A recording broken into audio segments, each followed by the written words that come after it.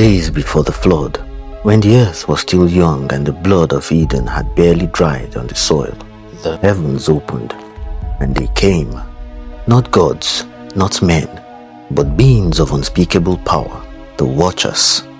They were not meant to interfere, they were meant to watch and nothing more. But desire is a flame, and even angels can burn.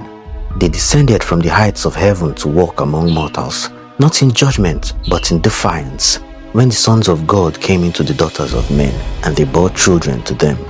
And from their union with the daughters of men, a new race was born, the Nephilim, giants, legends carved into stone and whispered in every ancient tongue. They shattered the balance, heaven trembled, earth cried out. Soon, judgment would come.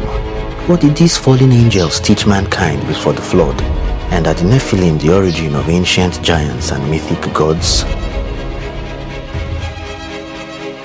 They were called the Watchers, 200 angels led by a powerful chief named Semyaza.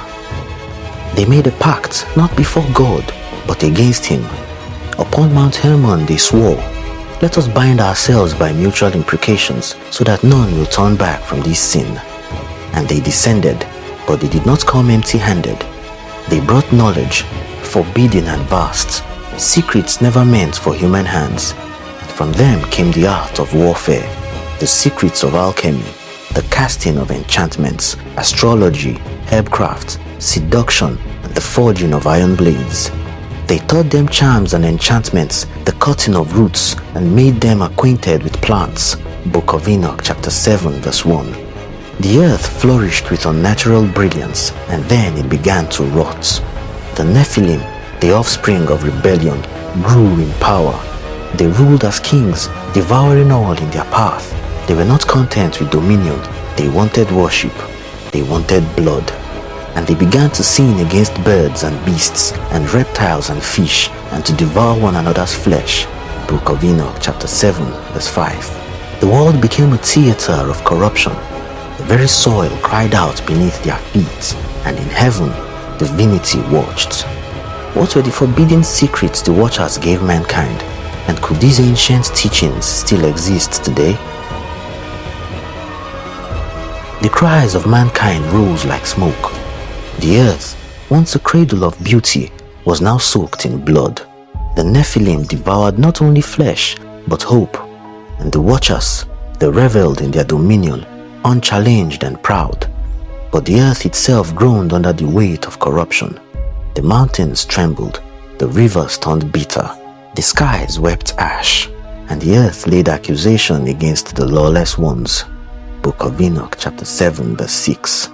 In heaven, the Most High stared. The four holy archangels were summoned: Michael, Gabriel, Raphael, Uriel. God's decree was thunderous. Go, bind the Watchers who have corrupted the earth, prepare them for judgment. And so the reckoning began. Gabriel struck the Nephilim with plagues of madness.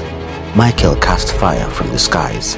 Raphael descended to bind Azazel, the corrupter, bury him beneath jagged rock. Bind Azazel hand and foot, and cast him into the darkness. Enoch chapter 10, verse 4. Semyaza, the fallen leader, wept as chains of starlight were wrapped around his essence. One by one the Watchers were seized, dragged into the abyss, where silence devours time itself. The giants, their children, howled. Their blood soaked the hills. Their bones would litter the earth forever. What became of the Watchers after their fall? And did the Nephilim survive the Great Purge? The world had become unrecognizable. Beasts had become monsters. Men, slaves to the children of angels. Justice could wait no longer. And God saw that the wickedness of man was great in the earth. It grieved him to his heart. Genesis chapter 6, verse 5 and 6. Then the skies opened, not with sunlight, but with the rage of the Almighty. The great flood surged like divine vengeance. The Nephilim roared in defiance. Some tried to climb mountains, others challenged the skies, but none could withstand judgment. The Watchers, bound in chains, watched as their legacy drowned. Their children perished. Their pride was silenced. Only one family remained, a humble man, righteous in his generation, Noah, the last beacon in a world of shadows. But Noah found grace in the eyes of the Lord. Genesis chapter 6 verse 8. As the ark rose above the waves, giants sank into myth, their bones swallowed by mud, their names whispered by the wind. But whispers never die, and though the flood buried their bodies, the memory of the Nephilim endured. The flood cleansed the earth, but shadows cling to blood. There were giants on the earth in those days, and also afterward. Genesis chapter 6 verse 4. Afterward. That word echoes through time. Did the Nephilim truly perish, or did their blood survive, buried in human veins? Generations passed, kingdoms rose and fell, and once again the earth shook under the tread of giants. There we saw the giants. We were like grasshoppers in our own sight. Numbers chapter 13 verse 33. They returned in Bashan, in Canaan, Goliath of Gath, Enoch, Og king of Bashan, men of great size, and perhaps of darker heritage. Not all giants were beasts. Some ruled kingdoms, some built monuments that defy time. But the wars came. The sword met the shadow. In a valley where two armies faced death, a shepherd boy stood before a titan. You come to me with a sword, but I come to you in the name of the Lord of hosts. 1 Samuel chapter 17 verse 45. And with a single stone the legacy of the Nephilim cracked, but not forever. Their bones rest beneath ruins, their blood may cause steel, hidden among kings, tyrants, even heroes. Could the Nephilim bloodline still exist today?